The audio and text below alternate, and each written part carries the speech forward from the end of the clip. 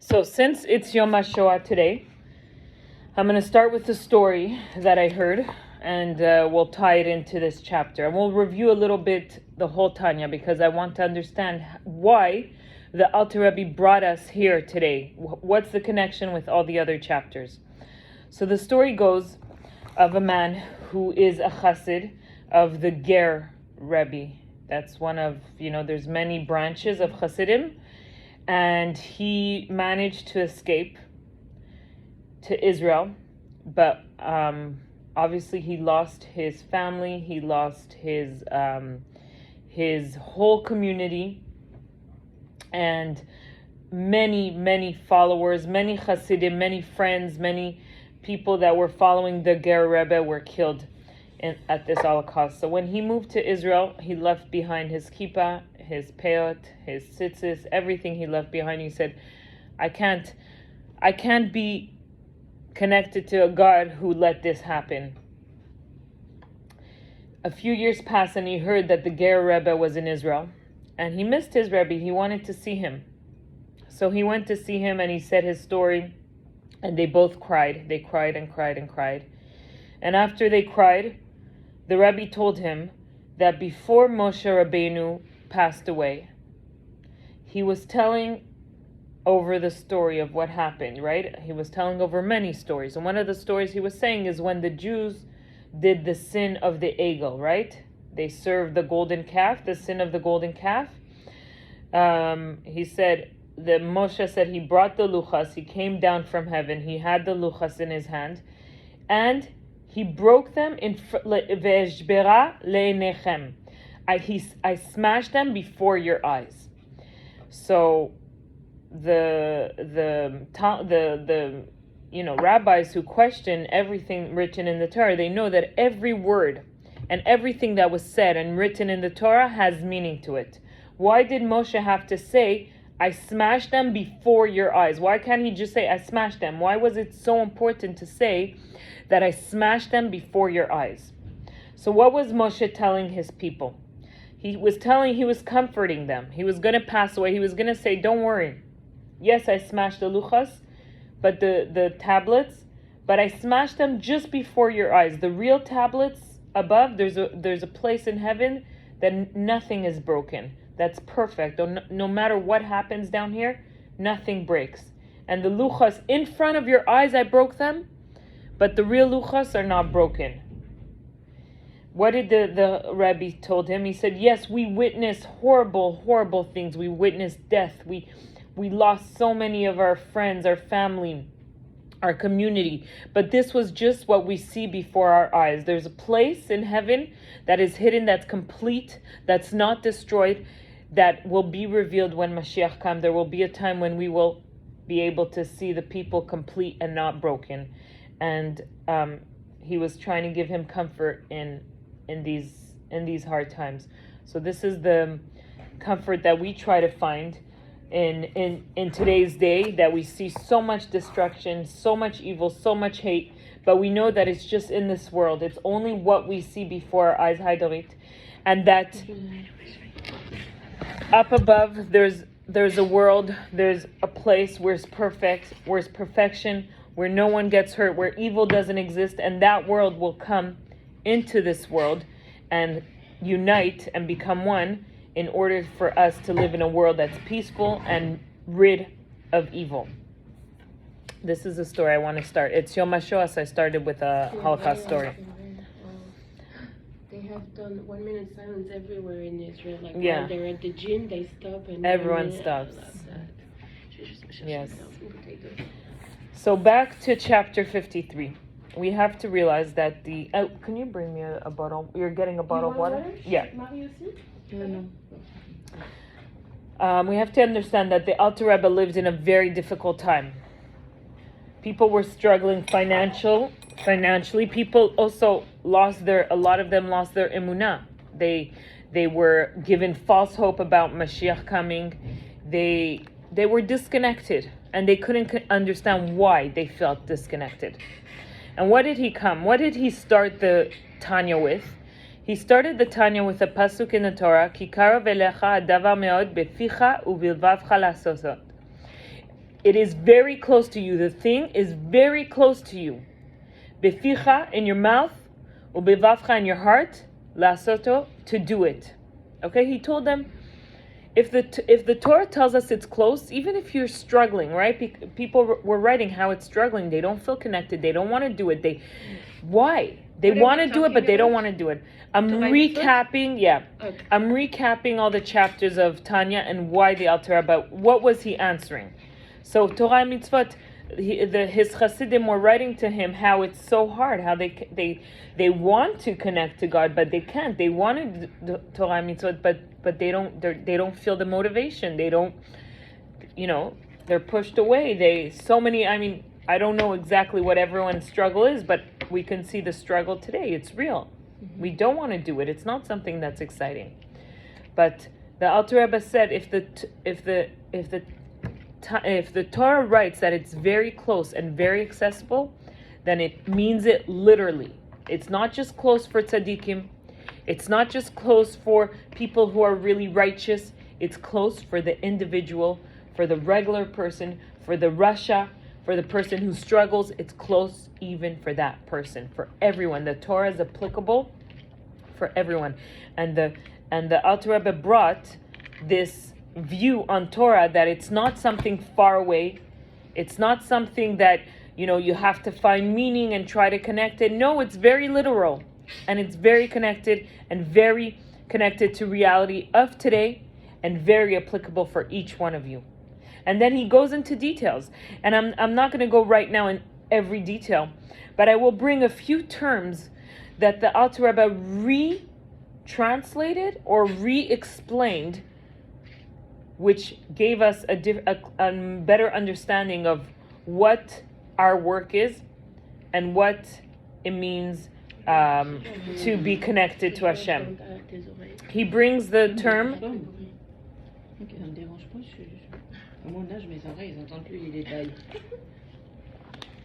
One of the terms the Alter Rebbe explains is humility. We learned a lot about humility. People think humility means to deny the reality and say, no, I'm not really that great, right? A lot of people will try to be humble by lying about what they really have. No, I'm not really that good. I'm not. But he took that away. He said, no. Humility, you don't lie. You don't lie. You have to know your strength. You have to know. When Rabbah said that I am a Benoni, he wasn't lying. He wasn't lying. He wasn't trying to minimize his greatness. The Alter Rebbe instead explained to us what a Benoni, and by understanding a Benoni, we realize how great a Benoni is. So instead of showing us that people lie in order to be humble, he brought a different explanation and showed what a Benoni means, right? And we learned all about the Benoni, the struggle and the strength of a Benoni. For us to be able to reach that level, it's a really high level, but it's the only level we're able to reach. We're not able to reach the level of a tzaddik.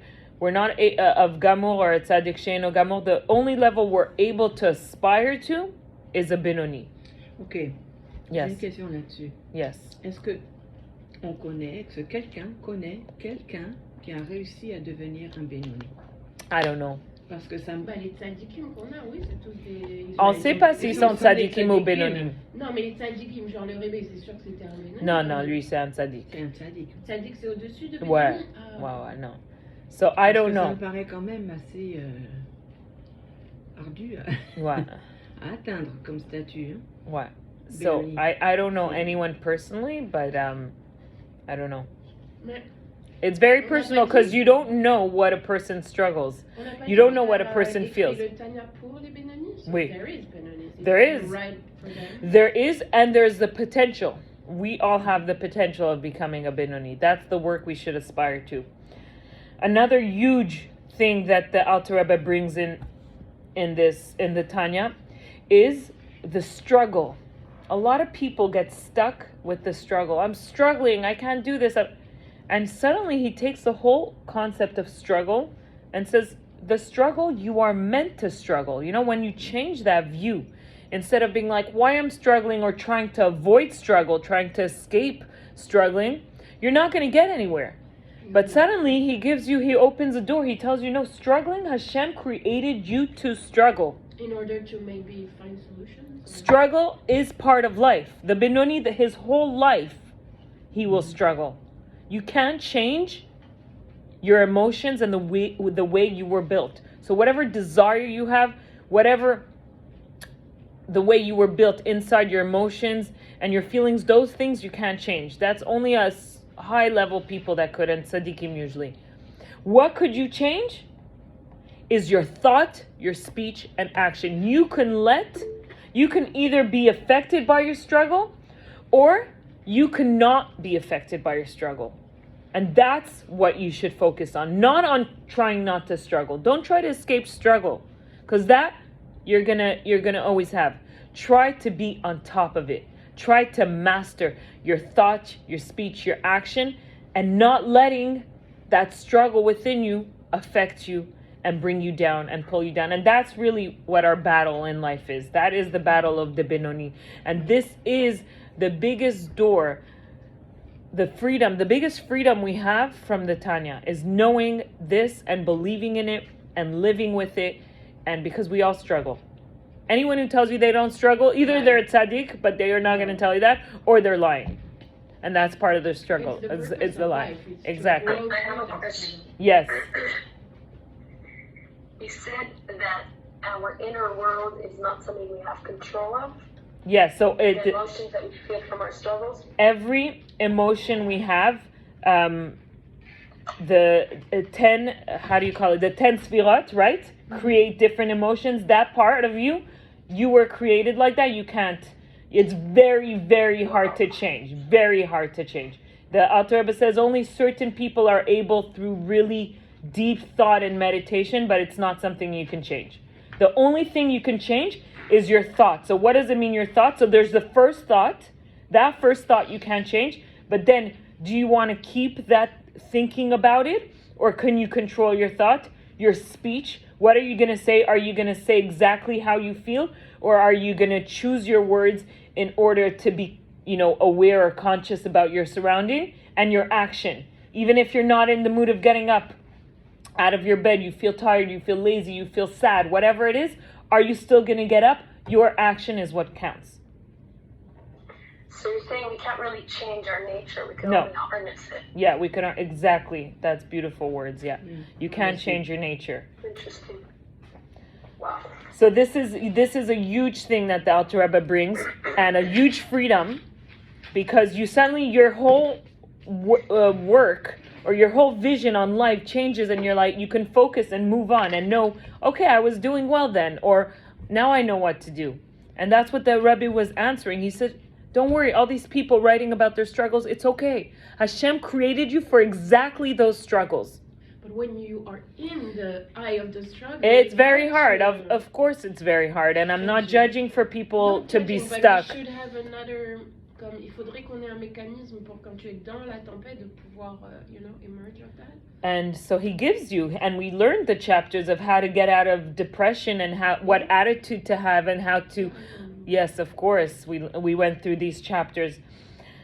Another important and really interesting point that the Alter Rebbe brings in the Tanya is the self-sacrifice. He talks about self-sacrifice. Yes, Mesirat Nefesh. People think that it means that when you believe and you're devoted to something, and when you're threatened by something that wants to kill you, by an outer force that wants to kill you for what you believe in, you're going to die for it. But that does not mean Mesirut Nefesh. That's actually self-preservation. I want you guys to think about it. Self-sacrifice. When we see martyred, like the Muslims are killing, what do they do? They kill themselves for something they believe in. They're ready to die. But it's not real self-sacrifice according to the Torah. What they're doing is just self-preservation. They're just proving to the world that we're ready to die for whatever it is that we believe in, and this is how we're gonna keep it alive. By, if someone wants to kill us for this, we're gonna die for it, right? Mm-hmm. That's not real martyrdom, real self-sacrifice. How does the Alter Rebbe translate it? He says really what Mesirut Nefesh is. and why it's important to understand, is that it's giving up something not for what you believe in or not what you feel. It's giving up something for the other. And who's the other? For God. It's when you're put in a certain situation, and the Alter Rebbe brings this because we see the proof of this is that we saw Jews that weren't religious, that never believed in God. When they were threatened, okay, I forgot what his name was. I had brought the example. When they were threatened to be killed for their Judaism, even if they never believed in it, it's not something they lived with. They gave up their life for God because they knew that for God it's important. So every day in your life, when you give up something that you love, that you desire, that you believe in, but you give it up because you know that God doesn't want this, you are doing Mesirut Nefesh. Even for, let's say, small actions? Any small action. It's in this. It doesn't today. We don't need to die for Mesirut Nefesh. Before, people needed to die. The Rebbe said today we don't need to die. It's in the small action. In the small action, when you're able to sacrifice something that you love, that you want, that you desire, in order... In a way you put God first. Exactly. For your own desire. So yeah, it's exactly. And you're supposed to do that also in love. But, So then we go to the next one, love. Okay? And that the Alter Rebbe really defines love differently. A person thinks that love is what makes you feel good and what you're passionate about when you feel fiery about something. And the Alter Rebbe says, no, that's not real love.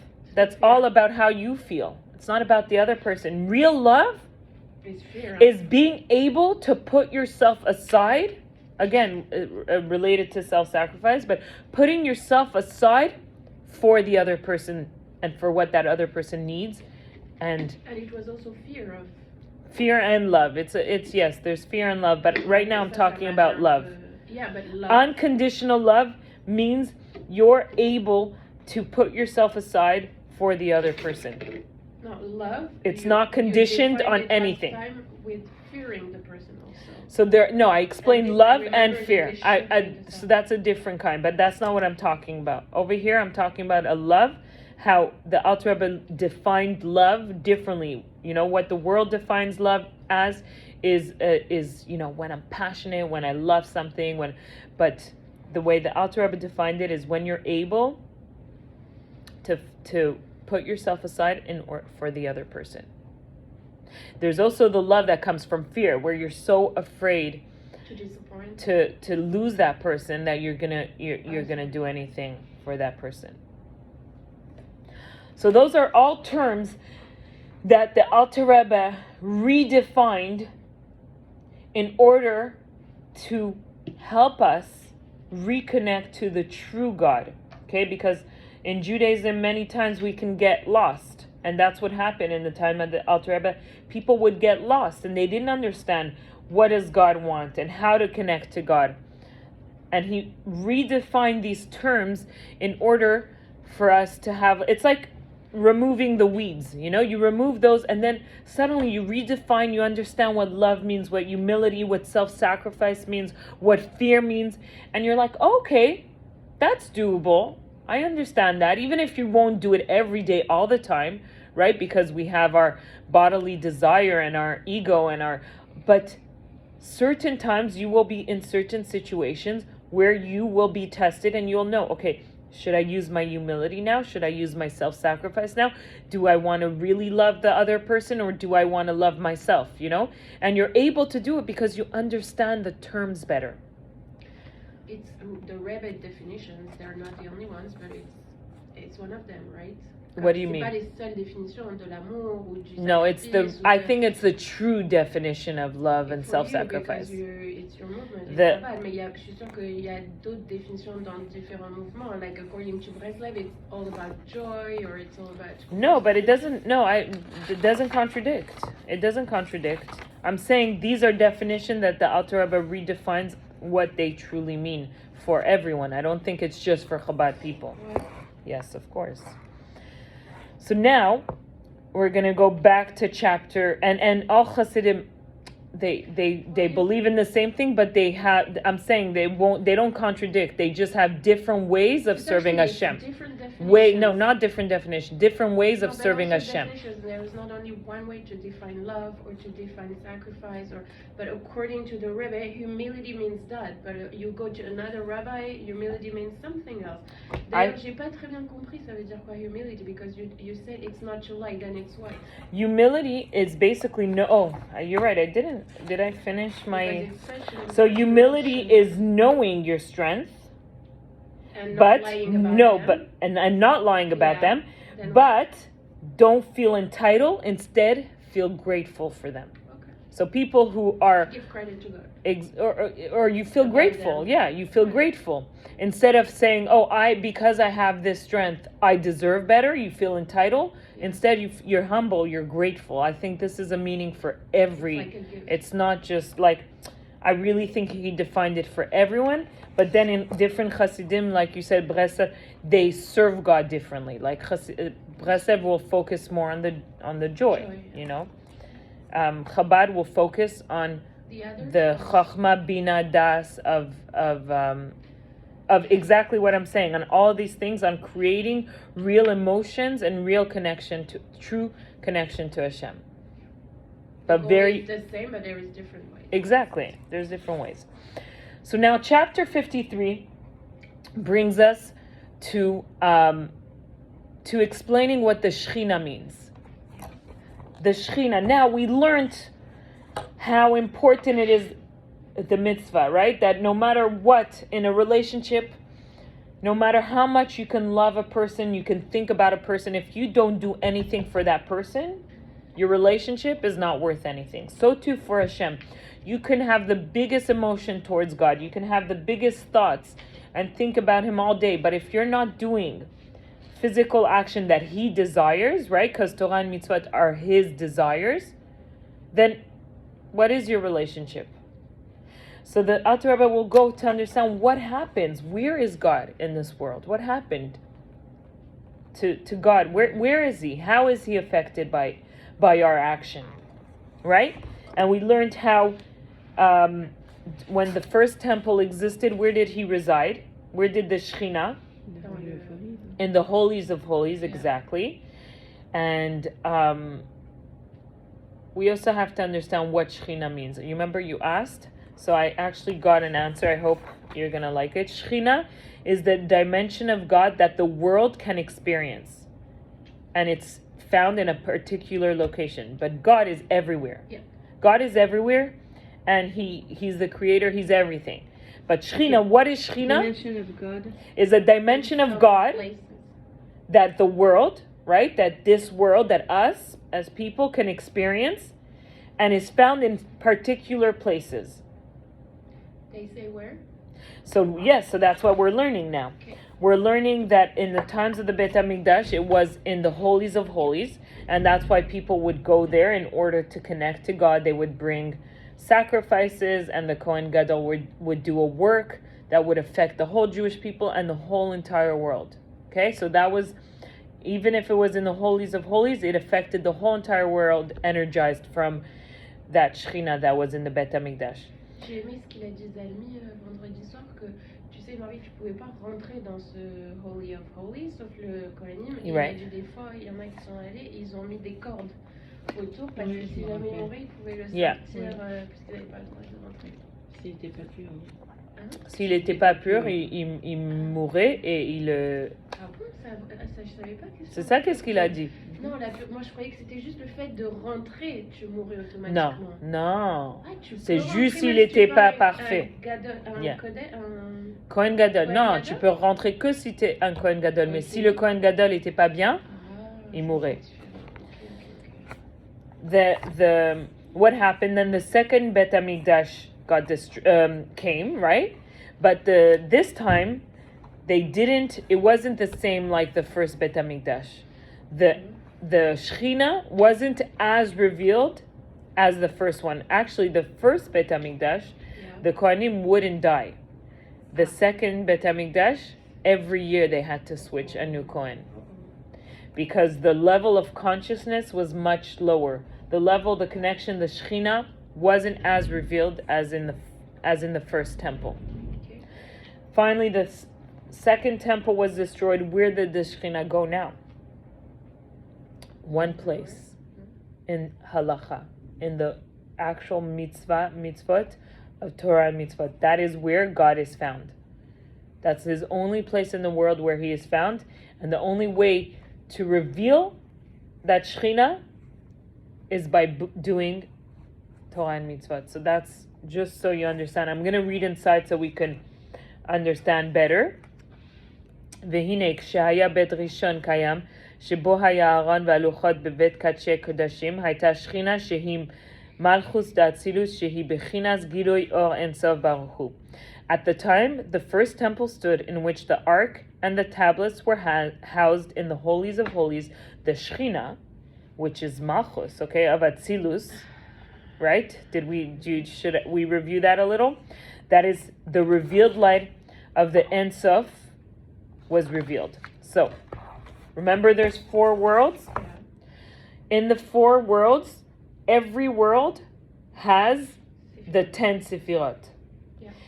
During the first Bet HaMikdash, the Shechina came straight from the highest world of Atzilut, from Malchus, which is, it holds it came straight to our world.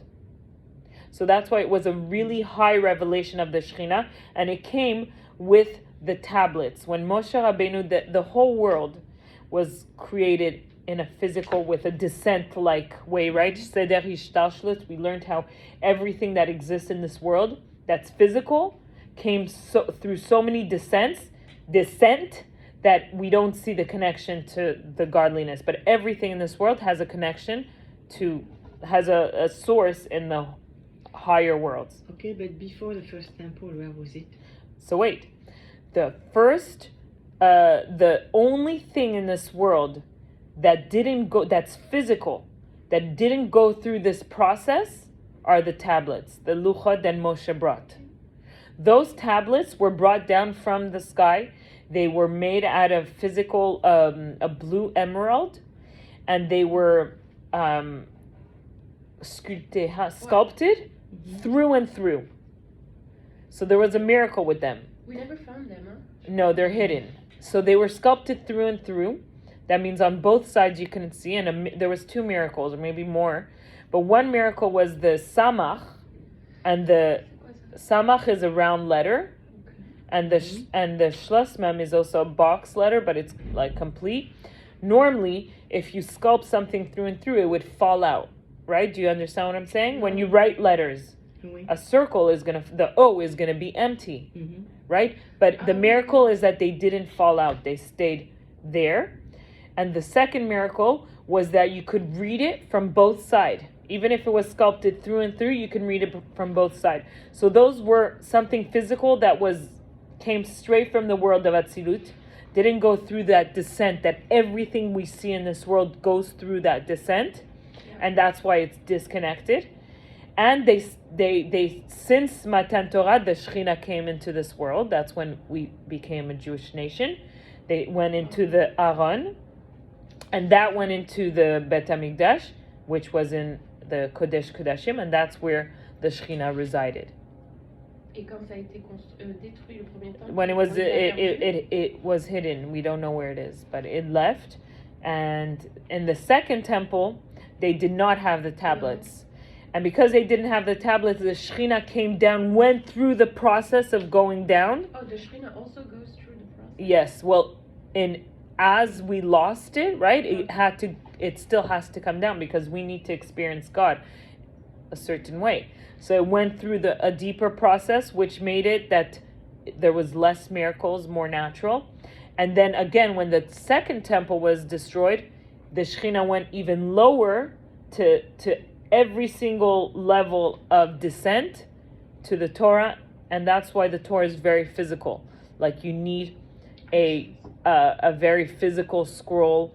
You need to do a physical mitzvah in order to accomplish something. It's very like you need the physical world. You can't separate yourself, and you need to eat food. You need to every halacha is very physical, because it went through such a descent that it came into this physical world, and it doesn't seem like it's connected to its source. You don't see godliness. You can't see. We don't understand.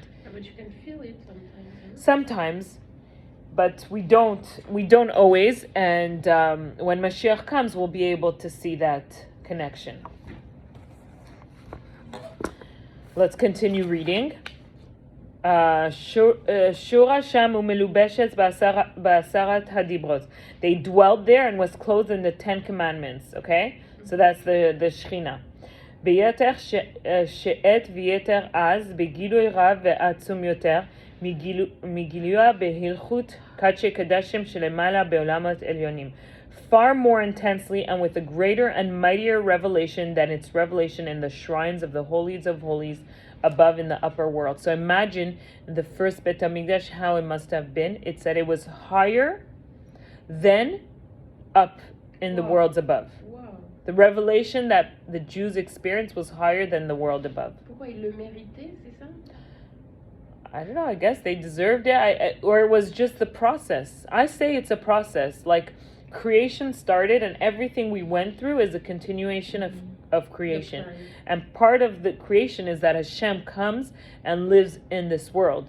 And part of him living in this world, or God living in this world, is going through that, leaving, coming back, because it's such a great, Hashem is so great and unlimited, to take something unlimited and bringing into such a limited and physical world, which is opposite of what Hashem is a long process. And he wants it to be done through us. So, did they merit it? I don't know. Maybe they did. Maybe it was a process. I don't know. It's a good question. So, כי עשרת הדיברות הן כלולות התורה כולה. For the 10 Commandments are the all-embracing principles of the whole Torah. So, in the 10 Commandments, it includes in the whole Torah. That's why the Shechina was there.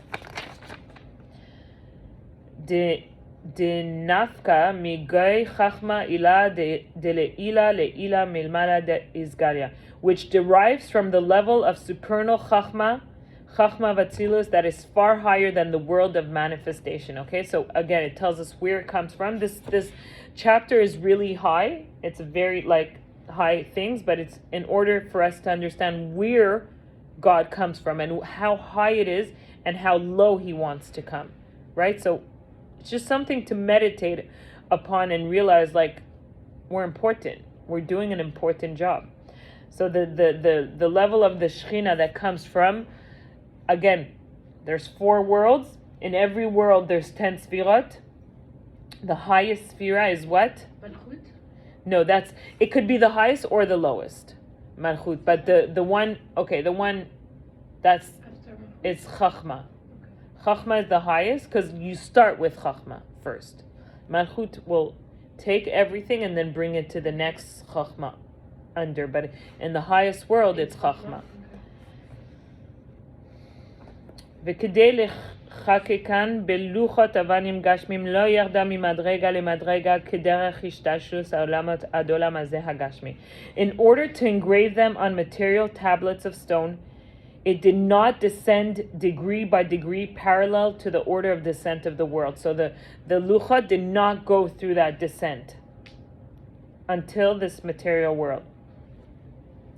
כי עולם הזה הגשמי מסנהג בהסלבשוס הטבע הגשמי. For this material world functions through the garb of material nature. והלוחות מעשה אלוקים המה, while the tablets are the work of God. והמכתב מכתב אלוקים הוא, and the writing is the writing of God. Okay, again, all this to make us understand that the luchot was really God writing a letter to us of all his desires.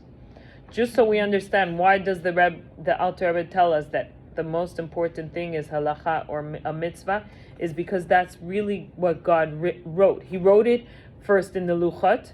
Les 10 commandements. Les 10 commandements. Mais de les 10 commandements, all this explanation came. Non, mais déjà, si tu veux commencer à aimer God, fais déjà les 10 commandements. Déjà. Yeah, but the 10 commandments includes everything. Yeah.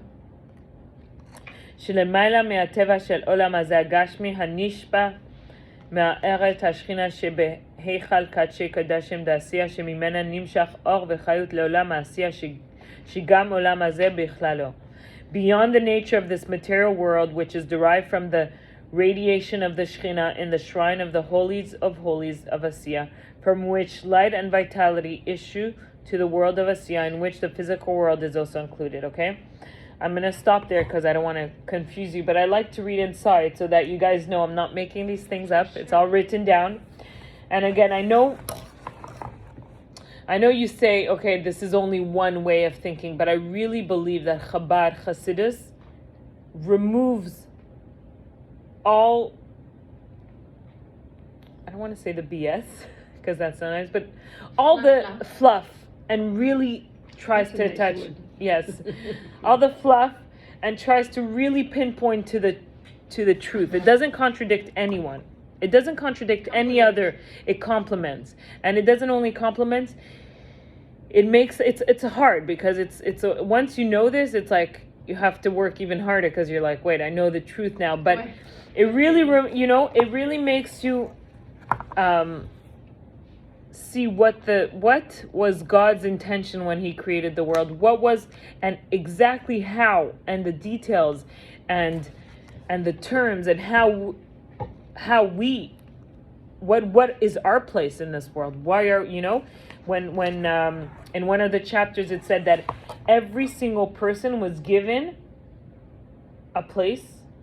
Exactly, everyone has a certain amount of place, people, and a place that they have to elevate, that they're the only one that they can elevate. So when you think about that, and you know that you're the only person who, in your surrounding, in your situation, with your struggles of your having emotions and character traits that are not exactly complementing you or helping you serve God, all this is part of your plan and the process.